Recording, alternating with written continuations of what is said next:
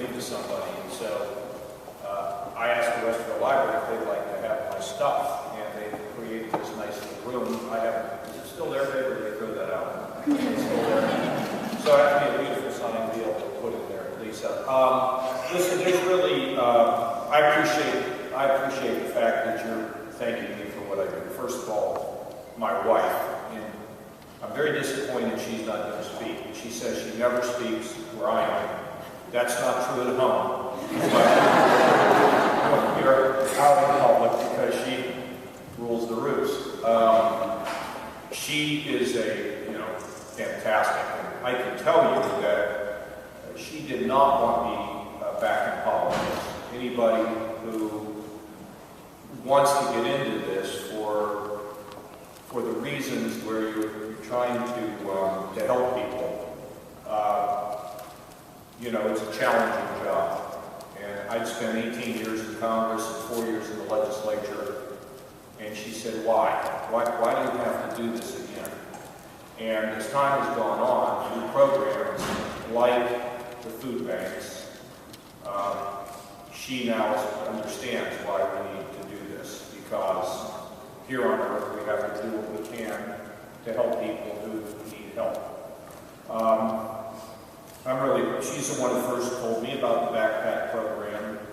I know it's been around for a long time, but the summer backpack program had not been here before, and hopefully it will be here now, as long as we shall need it, and I suspect that will be forever. As the Lord said, we'll always have the poor, and we're going to have to pay attention to them and help people to get out of that situation as best we can.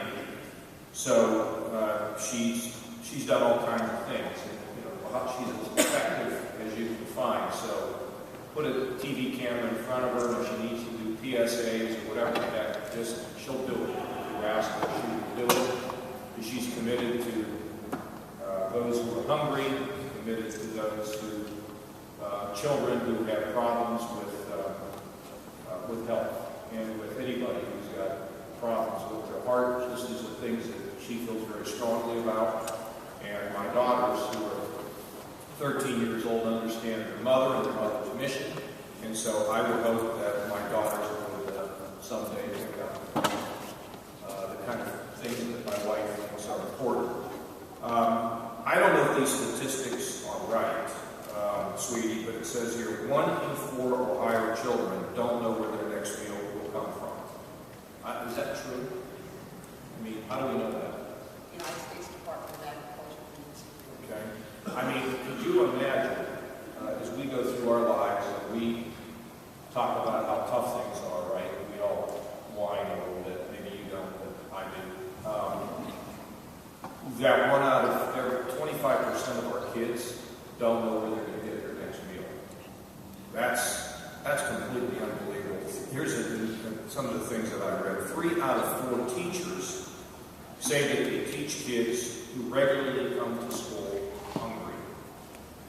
Now, my kids have enough trouble with algebra on a full stomach to think about a kid going into school trying to learn algebra and they don't have any food.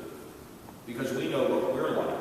If we get to the middle of the afternoon and we didn't have lunch and breakfast and our brains are, our heads are spinning, and these kids going into school, it's really pretty remarkable. 67% of teachers say that hunger causes the discipline issues in school. When you're hungry and you don't feel well, clearly that's when you have a very difficult time